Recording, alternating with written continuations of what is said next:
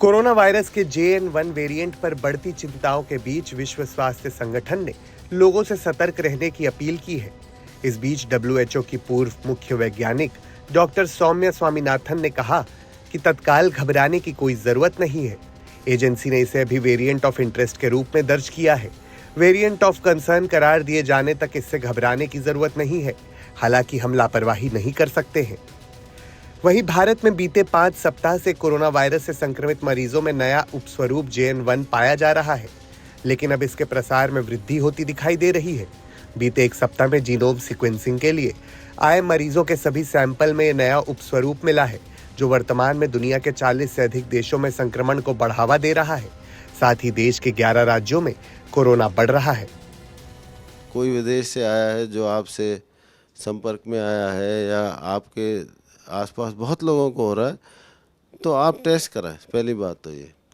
दूसरी बात ये है कि जैसे जैसे हम इसको फॉलो करेंगे और लगेगा कि केसेस दिख रहे हैं आपको, तो फिर हमें वापस उस मास्क पे जाना पड़ेगा, जिससे जहाँ जो हमने 2020 में 21 में जिसको अपनाया था।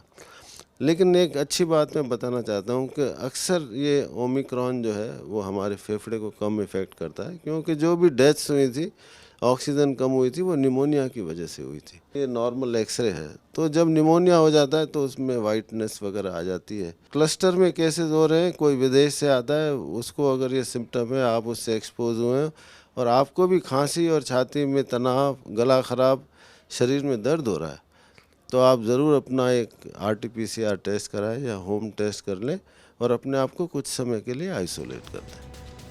वहीं इंडियन मेडिकल एसोसिएशन की कोविड टास्क फोर्स के सह-अध्यक्ष डॉक्टर राजीव जयदेवन ने बताया कि JN1 उपस्वरूप को लेकर कई चिकित्सा अध्ययन सामने आए हैं, जिनसे जाहिर है कि ये बहुत अधिक गंभीर स्वरूप नहीं है, लेकिन ये तेजी से लोगों को अपनी चपेट में जरूर ले सकता है।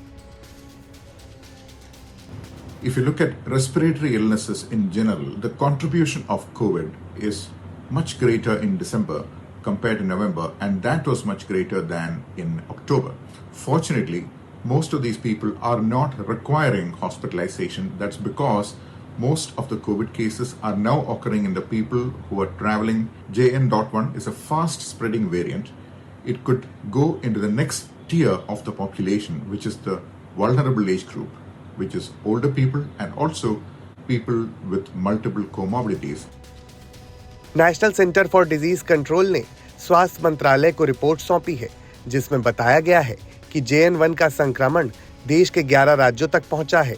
केरल, कर्नाटक, तमिलनाडु और महाराष्ट्र के अलावा गोवा, पुडुचेरी, गुजरात, तेलंगाना, पंजाब, दिल्ली और राजस्थान में भी कोरोना संक्रमित मरीज सामने आए हैं, जिनके सैंपल की जीनोम सीक्वेंसिंग रिपोर्ट आने का इंतजार है।